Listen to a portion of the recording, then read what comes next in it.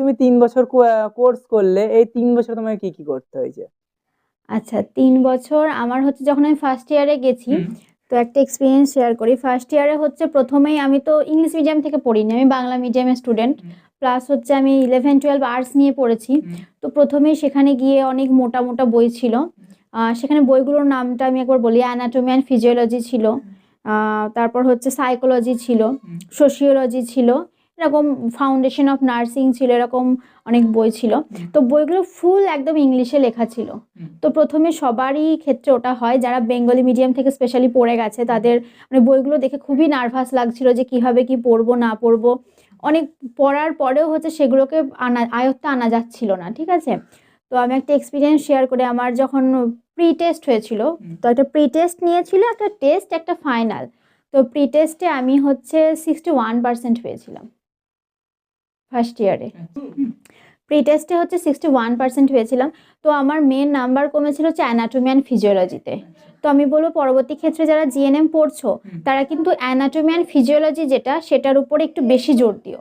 মানে প্রথম থেকে জিএনএম ট্রেনিংয়ে ভর্তি হলাম, ফার্স্ট ইয়ার থেকেই আমার ফার্স্ট মান্থ থেকে আমাকে কী করতে হবে, অ্যানাটমি অ্যান্ড ফিজিওলজিতে জোর দিতে হবে।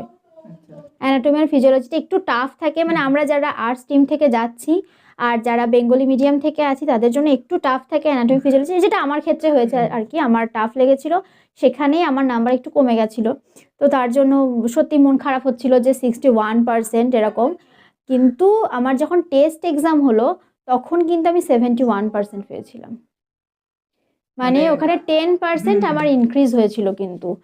তো কি সবসময় প্র্যাকটিস করতে হবে ইংলিশ বলে, যে অনেক সময় এরকম হয় যে এটা আমি পারছি না, এটা আমি করব না, কিন্তু পারছি না, আমাকে বারবার করে প্র্যাকটিস করতে হবে, বারবার করে প্র্যাকটিস করতে হবে। আর এখন কি দেখছি, মানে বেশিরভাগ ক্ষেত্রে এরকম হচ্ছে যে ইংলিশের মিনিংটা আমি পাচ্ছি না, গুগল ট্রান্সলেট করে নিচ্ছি, তো ইংলিশের মিনিংটা পড়ে নিচ্ছি। সেটা না, আমি বলবো তোমরা নিজেরা মিনিংটা বার করার চেষ্টা করো। মানে নিজেরা পড়ে নিজেরা ইংরেজির মানেটা বুঝতে হবে, যে সবসময় গুগল ট্রান্সলেটে পুরোটা একদম দেখে নেবো সেটা না, নিজের নলেজ বাড়াও, নিজের নলেজ বাড়াতে হবে। আর তার জন্য আমাদের যখন 11-12-এ পড়বো বা 12-এর পর যখন প্রিপারেশন নেব, তখন আমরা ইংলিশ নিউজ পেপার পড়া একটু পড়তে হবে, মানে ইংলিশ নিউজ পেপারটা নিয়ে একটু বসতে হবে। বিভিন্ন ইংলিশ স্টোরি বুক যেগুলো, সেগুলো নিয়ে বসতে হবে। বিভিন্ন আমাদের ওয়ার্ড স্টক বাড়াতে হবে, এরকম। আর হচ্ছে আমি বলবো যে গুগল ট্রান্সলেটে ফট করে না দেখে নিজে মিনিংটা বোঝার চেষ্টা করা। কেন না আমাদের কোয়েশ্চেন আসে, আমি দেখেছি কোয়েশ্চেনে হচ্ছে যে এরকম অনেক